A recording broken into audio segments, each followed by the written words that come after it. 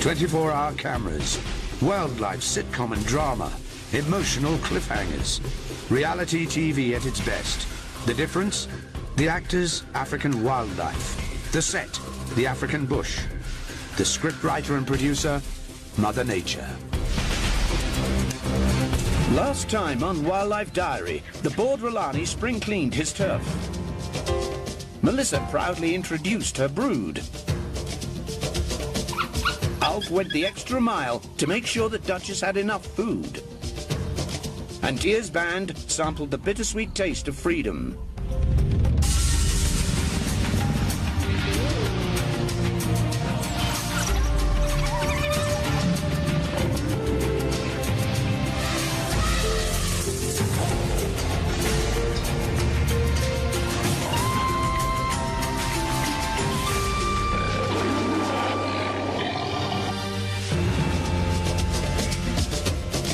Researchers report that Melissa and family are doing well. Despite her history of failed litters, all these little ones are still alive and looking as though they just might defy the odds.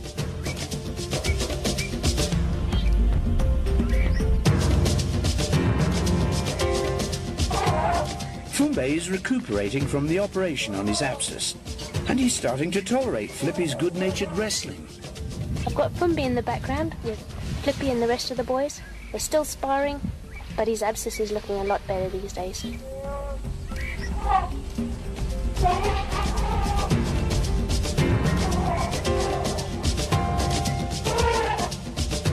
The cheetah coalition of Cobra and Shungu continues to hunt successfully. From a vantage point in a tree, Shungu checks out the prospects.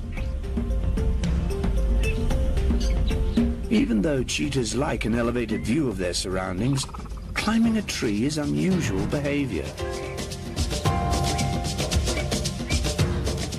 Cobra moving off is a signal for Shungu to join him. The coalition remains inseparable. This time on Wildlife Diary, there's trouble in Wild Dog Paradise. The sly Shongile reveals a startling state of affairs. Tia and the girls spend time adjusting to the big bad world. And Felix puts a couple of upstarts in their place.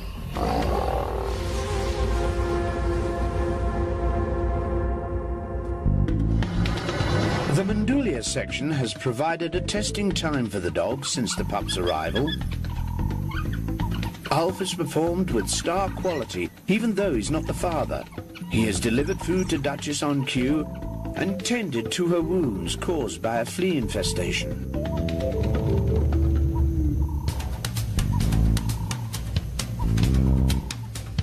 But Alf is frustrated. He's doing all the work and desperately trying to encourage the dominant Biggles to live up to his responsibilities. Today, Biggles delays the cooperative hunt as he deals with a common wild dog complaint, internal parasites. He squats, optimistically hoping that gravity might do the trick and rid his rear end of pesky dangling worms. But no deal. There's only one thing for it. The sandpaper technique.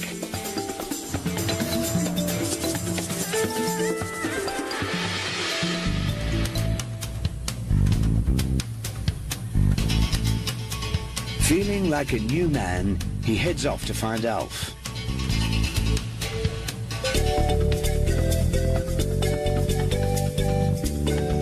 Duchess is heavy with milk. Alf's good work in providing food for the lactating mother is paying dividends.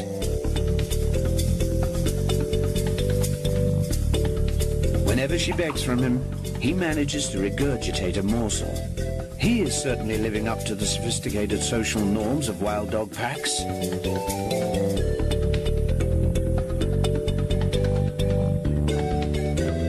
Which demand that all chip in and help the females raise their litters. Alf grooms Duchess's sores, while Biggles is preoccupied with grooming his own backside.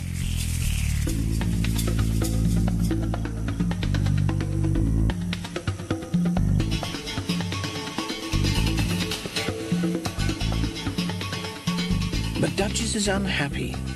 Biggles' neglect of his chores has allowed the subordinate Alf to fill his shoes. Alf has even taken over Biggles' guard post next to the den.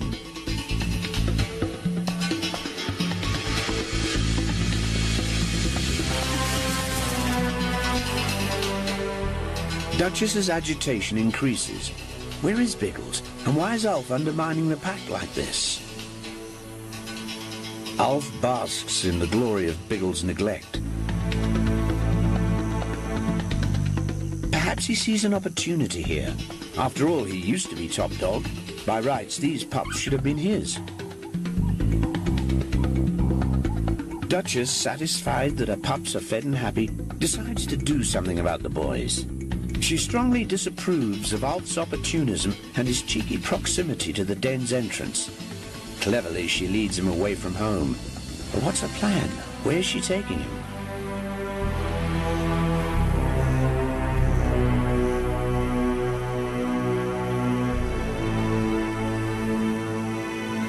Duchess begs food from Alf. He has none to give. But this is simply a ploy to keep him in tow. Her cunning strategy soon becomes apparent. She leads him straight to Biggles. Together, the two of them ferociously assault the unfortunate Alf.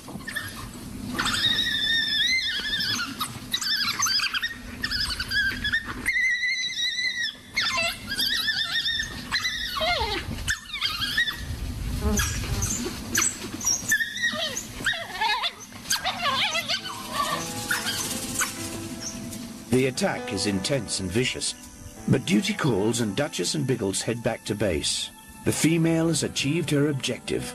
Alf has been disciplined, and she once more has Biggles' attention.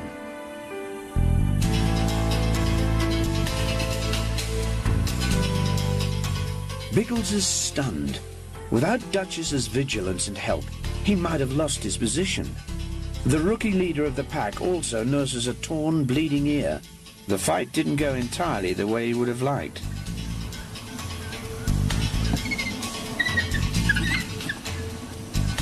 Duchess pops up to find out what his whining's all about.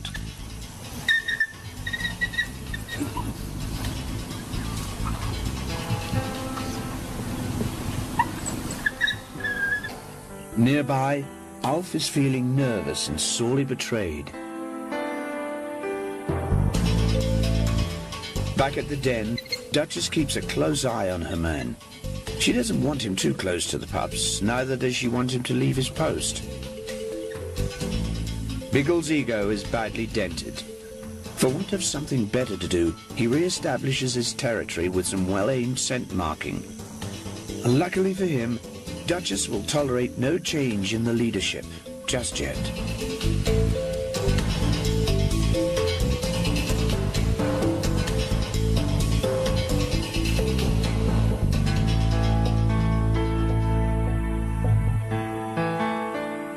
But Alf has also been lucky.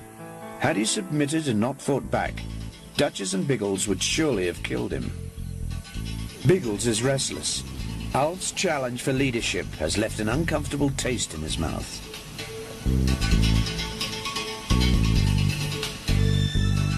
His crown rests uneasily and precariously. With Duchess as the kingmaker, who knows what the future holds for him? The split has serious implications for the pups. Will Alf continue bringing food to Duchess? And can the pack survive this potentially lethal power struggle?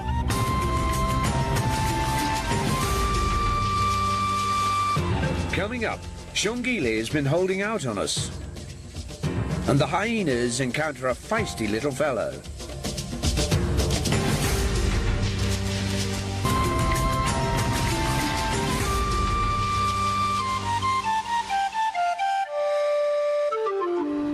Last time in the Manati section, we found Rolani whiling away his days by cleaning up the felt.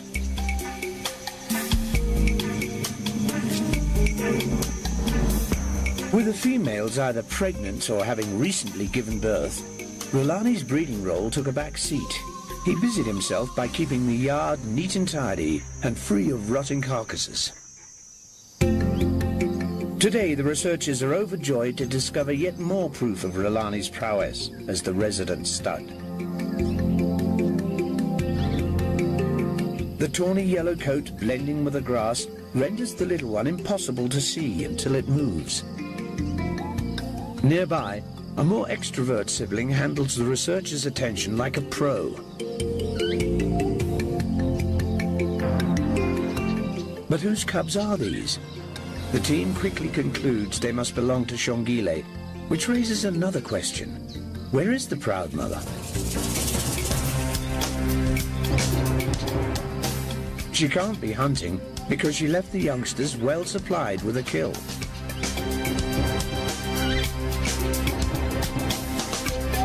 Their secluded and protected rocky location could mean she'll be away for some time. Recently, researchers discovered a lone infant cub. The speculation then was that it belonged to Shongile. Now they're finding it difficult to decide whether that cub is one of these two. Oh, what an awesome day it's been. Followed up on Shongile earlier this morning. Didn't find her, but found two new additions on Korongwe. Two little leopard cubs. They should be about 3.5, 4 months old. And we've been spending a bit of time with them this morning. Fairly skittish in daytime. However, the sun's going down, and we've been spending already a good 3 hours with them. Now he's starting to relax. We're seeing them on the rocks playing, walking around, very inquisitive. This is the first time ever that they've seen vehicles. Now, unfortunately, we haven't seen Shongile. She's still quite skittish, but seeing these two and watching the new additions on Korongwe, this is what it's all about. Shongile, by nature, is the shyest leopard on the Korongwe and provides the team with precious little material for their work. Already the hope is that these two cubs will prove a lot more forthcoming than their mother. The researchers resolve to maximize the opportunities to observe them from a distance. The bold member of the pair seems certain to enjoy the limelight.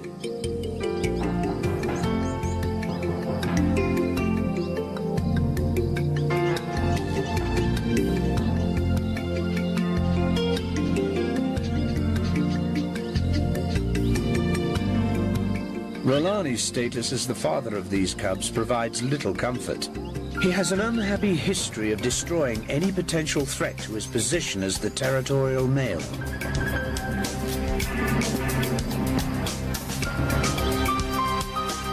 Researchers fear that these two are destined for a territorial clash with their father.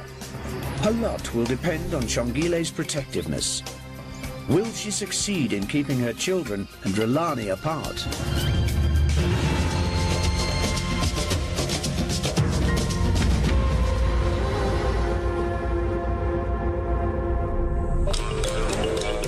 Last time, the Mafanyani section witnessed a very hesitant bid for freedom.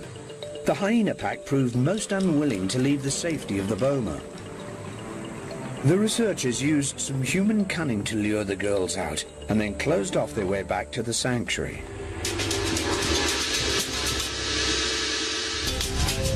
Outside the boma, zebras feature quite highly on the list of the hyena's potential prey species. But this Korongwe herd very early on proved they're not to be underestimated.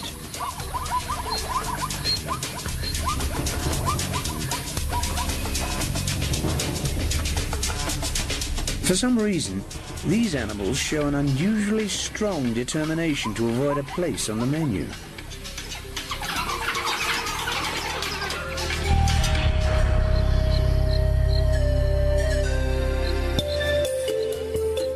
This time, in the Manati section, Tia and her band of ladies use the hours of darkness to familiarize themselves with the outside world. The team monitors their progress closely. The pack's behavior tells the researchers that the females have spotted something of interest.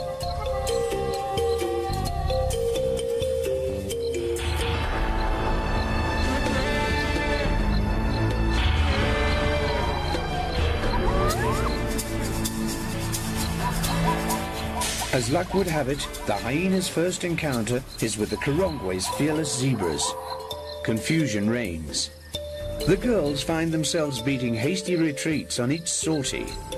Once again, the zebras prove completely unfazed by the attentions of lethal predators.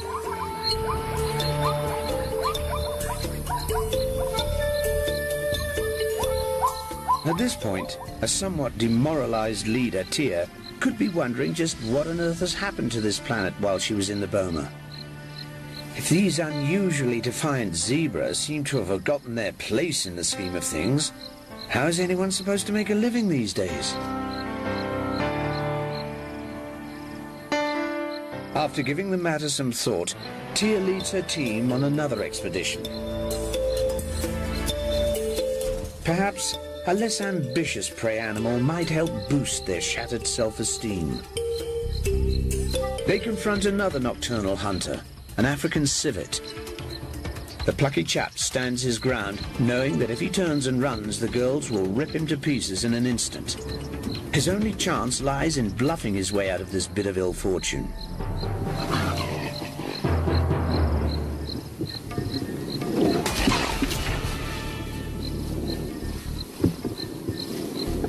The civet discovers that the hyenas are not as self-assured as they could be and tries for a getaway. Still smarting from their humiliation at the hands of the zebra, the hyenas watch their step. A nip on the nose would be a disgraceful end to an already unpleasant evening.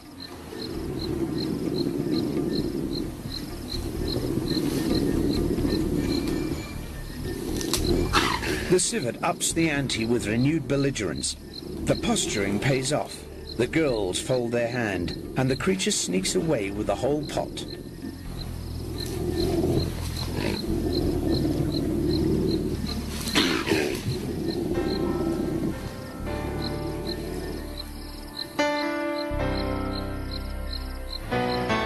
After feeding on some scraps in the bush, Tia calls it a night. The future of the pack remains uncertain. If the zebras and a civet got the better of them, how will they fare against real competition in the form of a Felix or a Zero?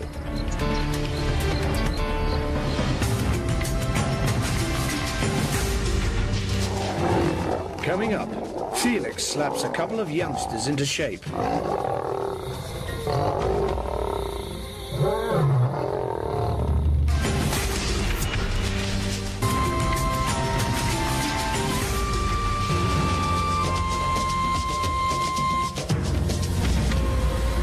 Recent activity in the Adini section has demonstrated that Felix and Zero's coalition remains an indestructible force.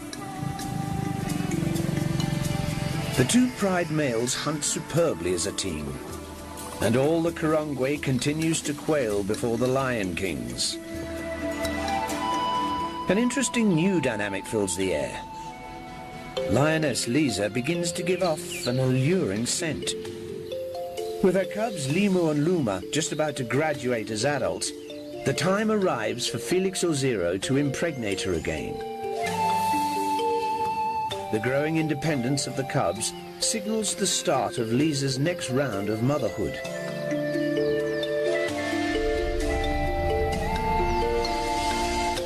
How will the brothers react when this finally happens? When Maggie came into Estrus, it caused a violent rift in the coalition.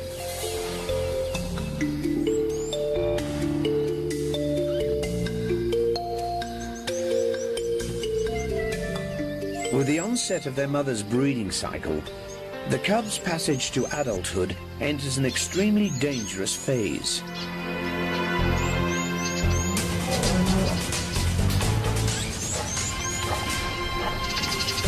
Their adolescent bravado could not be more poorly timed.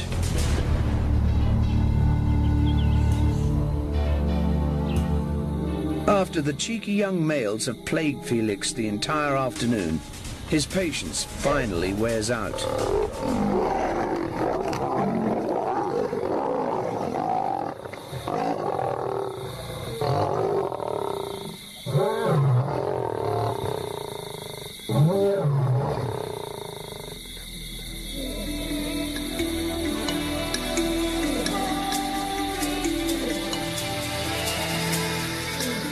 The sub-adults submit immediately, but they still fail to recognize the danger. With Lisa giving off an estrus scent, Limo and Luma are no longer naughty boys but potential competitors to Felix and Zero.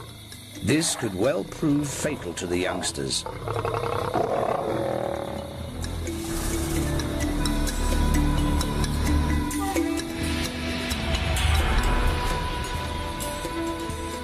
Lisa is acutely aware of the threat to her children and intervenes.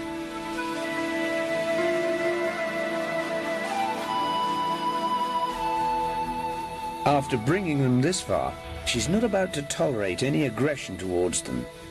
She entices Felix away and places herself between him and Limu.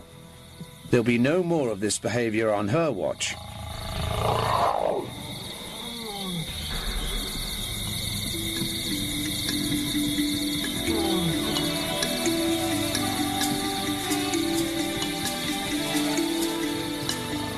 Limo departs under instruction from his mother, who hisses her displeasure at the turn of events.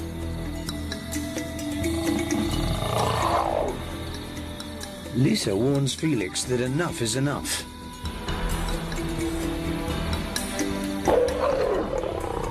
But he's determined to have another go at these pretentious brats. Once more, Lisa comes between her youngsters and the aggressor. There's only one way out for Lisa.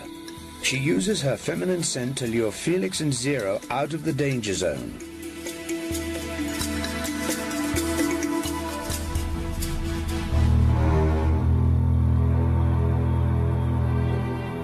Zero, bored by the proceedings, has no problem in following Lisa.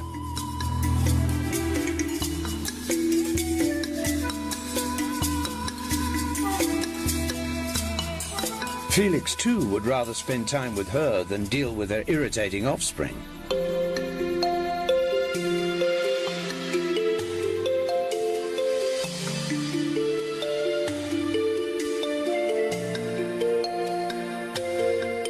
The grown-up's departure leaves the two sub-adults with a whole night to enjoy. Limo and Luma learn the art of climbing trees by observing their older cousin Mandla. It's a skill that all Karongwe lions seem to master.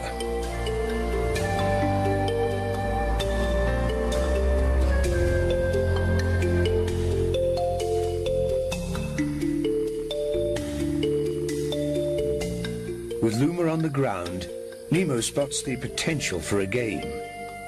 The relationship between these two brothers seems to be developing into a tight-knit coalition similar to that of Felix and Zero. Their rough-and-tumble play cements the bond. Limo and Luma could become the next powerful force on the Karongwe and pose a real challenge to the reigning duo.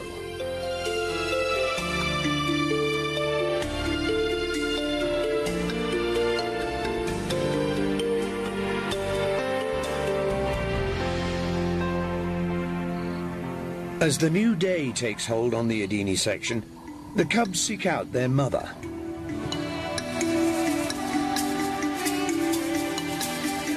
Lisa's clever manipulation of the males ensured that the night passed without incident. The Karongwe lions are in a state of flux. With Maggie about to introduce her cubs to the family, the future remains unpredictable and for some even dangerous. As Lisa moves further into estrus, how long will Felix and Zero tolerate the presence of Limo and Luma?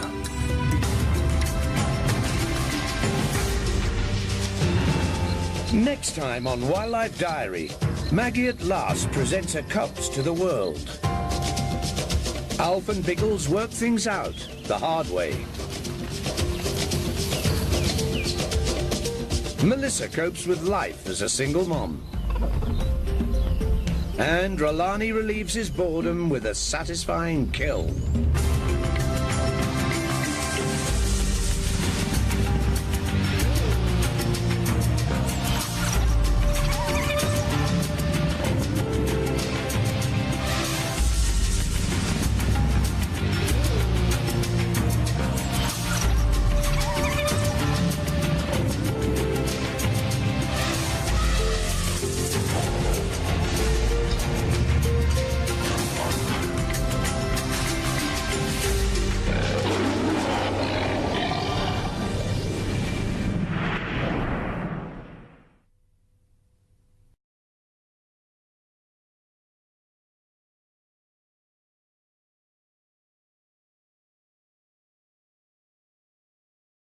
He's not the father.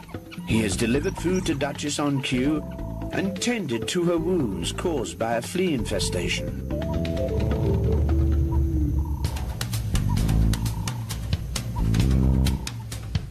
But Alf is frustrated.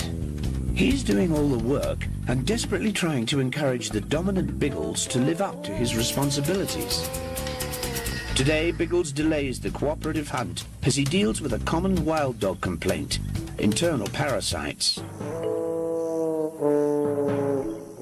He squats, optimistically hoping that gravity might do the trick and rid his rear end of pesky dangling worms. But no deal. His moving off is a signal for Shungu to join him. The coalition remains inseparable. This time on Wildlife Diary, there's trouble in wild dog paradise. The sly Shongile reveals a startling state of affairs. Tia and the girls spend time adjusting to the big bad world. And Felix puts a couple of upstarts in their place.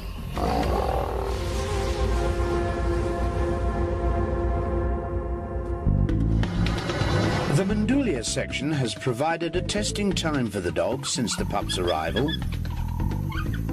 Alf has performed with star quality, even though...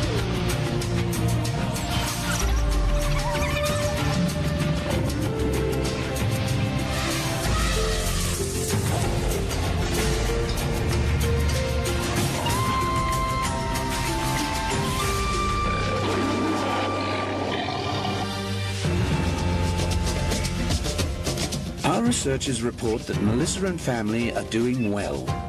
Despite her history of failed litters, all these little ones are still alive and looking as though they just might defy the odds.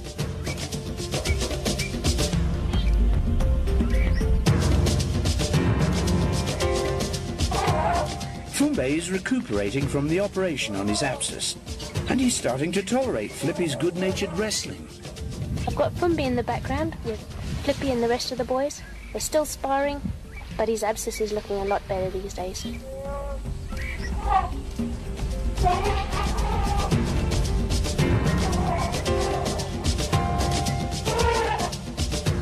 The cheetah coalition of Cobra and Shungu continues to hunt successfully. From a vantage point in a tree, Shungu checks out the prospects.